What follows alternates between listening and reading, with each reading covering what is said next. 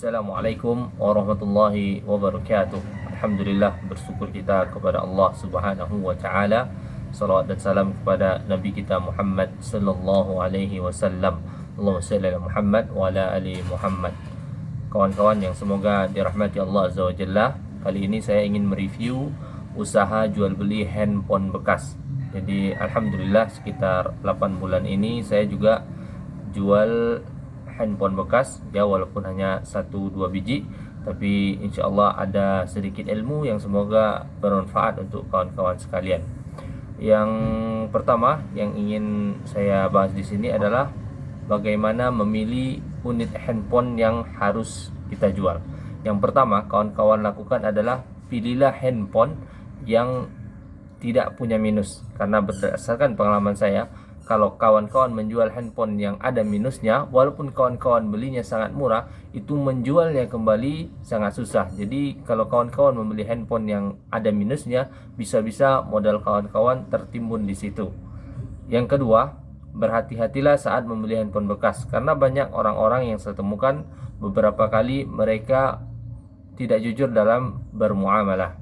Jadi kadang ada yang LCD-nya udah diganti, dia bilangnya belum diganti.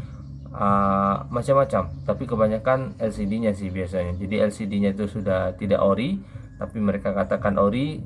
Nah, itu nanti bermasalah di kitanya. Jadi usahakan sangat-sangat teliti dalam melihat handphone yang akan kita beli.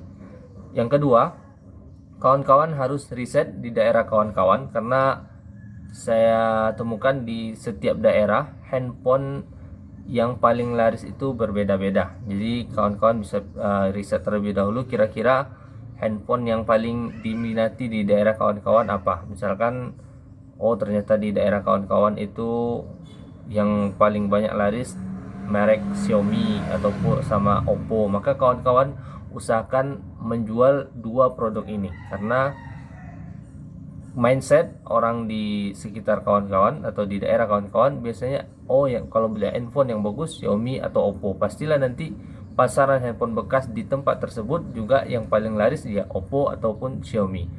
Ataupun misalkan di daerah perkotaan ternyata handphone yang paling laris adalah Apple ataupun Samsung. Jadi kawan-kawan usahakan menjual produk-produk yang terlaris yang paling banyak diminati di daerah kawan-kawan bertempat tinggal.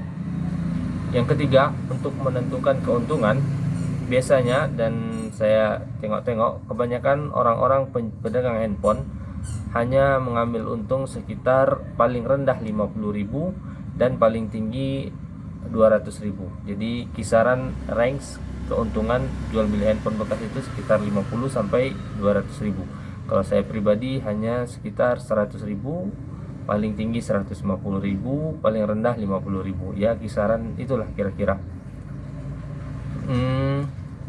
Yang keempat, untuk pemasaran. Kalau saya pribadi pemasaran handphone bekas ini saya pasarkan di Facebook, di marketplace-nya.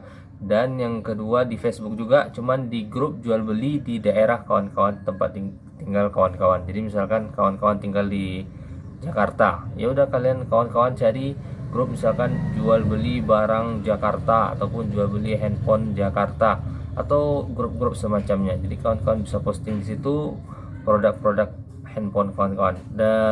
Dan selanjutnya kawan-kawan bisa jual di WA story kawan-kawan. Bisa jadi salah satu teman di WA kawan-kawan ada yang berminat ingin membeli handphone. Dan yang selanjutnya bisa kawan-kawan jual di Instagram ataupun di marketplace atau di Tokopedia ataupun Shopee. Jadi kawan-kawan bisa bikin akun, karena bikin akun gratis. Silakan kawan-kawan bikin dan tidak usah khawatir dengan perang harga, karena yang menentukan rezeki kita adalah Allah Azza wa Jalla. Mungkin itu yang dapat saya sampaikan. Semoga bermanfaat untuk kawan-kawan, terutama yang ingin menggeluti usaha jual beli handphone bekas. Saya masih juga belajar. Kalaupun banyak kesalahan, silakan kalau berikan sarannya di kolom komentar. Saya akhiri, wassalamualaikum warahmatullahi wabarakatuh.